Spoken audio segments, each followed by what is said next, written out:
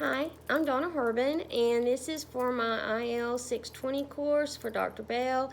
And I have the honor today to interview Miss Cynthia Thompson. She has worked with Calhoun County for going on 22 years, and I'm going to get her to discuss her opinions of how she feels about Malcolm Gladwell's thoughts, and then share a little about our interview process through the district. So thank you, Ms. Thompson, for coming in. You're welcome. It's an honor for me to do this. I'm really excited. Well, thank you. I will tell you, we have been practicing our social distancing. We both have our mask, but in our trial run, we realized you couldn't hear what we were saying correctly, so we had to take our mask off so that you can hear Ms. Thompson's comments clearly. So we're about to begin, and thank you very much for watching the video. Ms. Thompson, Yes, I am ma'am. so glad that you agreed to talk with me today, and I know it's very difficult with the coronavirus and social distancing and all, and I appreciate you taking the time to You're welcome. come. We talked a little earlier on the phone about Malcolm Gladwell, Yes, and yes. you are familiar with him. Yes. Can you just share some of your thoughts about maybe his mixed match thoughts or his quarterback club and how that relates, if at all, to education in your opinion? It does relate to me in education because we have a tendency now to look at test scores that our teachers make, all the tests in the class, the classes they have to take in order to become a teacher, and passing those tests. I think sometimes we are missing a good teacher because there are teachers who are just natural born teachers. Right. And when you look at what Malcolm Gladwell said about how combining the football teams and how they do the what is it called? The combined scores. Yes, to do the scores, and they have to take the test. So we tend to look at those teachers who score extremely high. We don't look at those teachers who don't score extremely high or who just a minimum. And those could be the ones who can relate to the student, who know how to get get to that particular student who's maybe having difficulties, and then they have a passion for teaching, and they just didn't score well on the test. Right. So I feel that sometimes we're missing good teachers, and the process that we have to go through now. I didn't do that. I took my resume to the particular principal. I took my application. I called, dropped by the school. They looked at my resume and said, "Okay, you're some person that are interested. We'll call you back within the next week."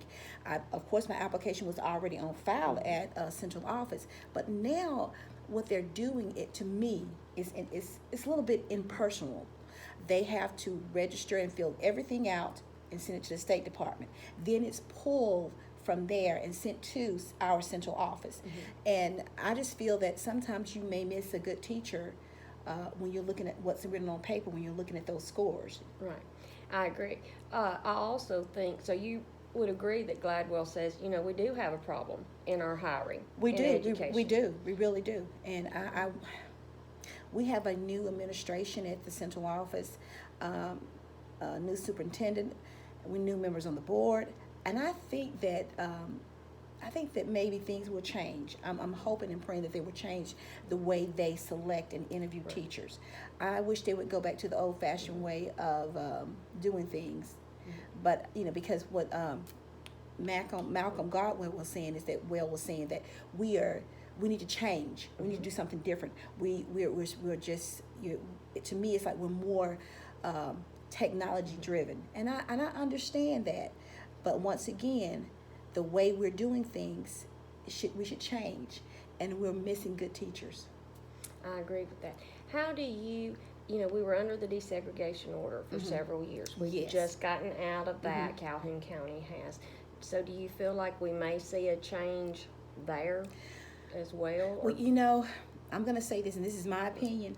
I really think that in my personal opinion, it should not have been lifted, because when you look at the percentages of African Americans that are actually teaching in Calhoun County, to me, it's still small. Right. The school where I teach, there are only 2 African Americans.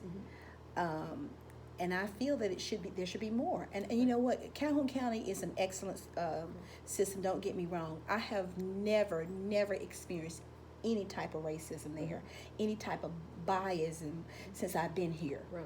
But I do feel that we need to do something to get more minorities.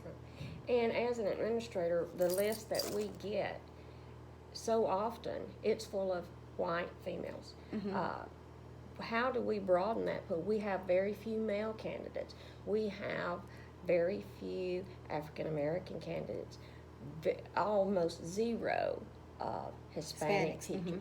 And if we do have those come in, they're immediately hired up through central office to work with the ELL children. You're so exactly we can't right. bring that into our system as well.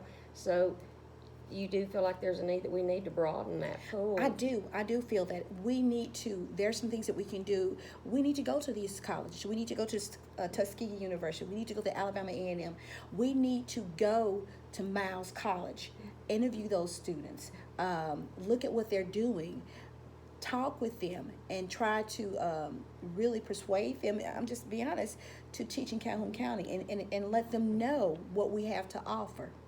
Do you feel like Calhoun County might have taken the easy road out over the years with JSU being right there in its back door, and rather than reaching out to those highly qualified teachers that would bring in quality instruction, we're just going, well, they're right here, it's convenient? Exactly. And I think we are taking the easy way out. I think we are depending on JSU and not looking at the minority, the HBC schools. We're not looking at one. We're not looking at the teachers from Tuskegee, Talladega. And the only way we're going to be able to, this is my personal opinion, the way we're going to be able to do this is to go to those universities, have some type of conference, have some type of workshop, have some type of like a reverse interview where we display our things and we have them come in and talk to us, and we tell them about what Calhoun County has to offer. I think that'd be a great idea. I'd like to take this time now. I know Ms. Thompson has several other meetings, and she agreed to come by here to see me to do the interview today. I want to thank you. I have also got to say that I agree a lot with what Ms. Thompson says. We really need to broaden the pool. Credentials mean nothing, just as Gladwell said. It's just a piece of paper. What we need are quality teachers that care about our children, that love our children, and their only desire and goal is to see these children to grow and be successful. And I think Malcolm Gladwell is a very, very intelligent man. I think it would be a wise decision for our county, and especially our school at Weaver, to do some professional development through him. So thank you, Ms. Thompson, You're for welcome. Thank interviewing. And thank you for watching the video. Stay safe and healthy from the virus, and I hope you have a wonderful day. Bye-bye.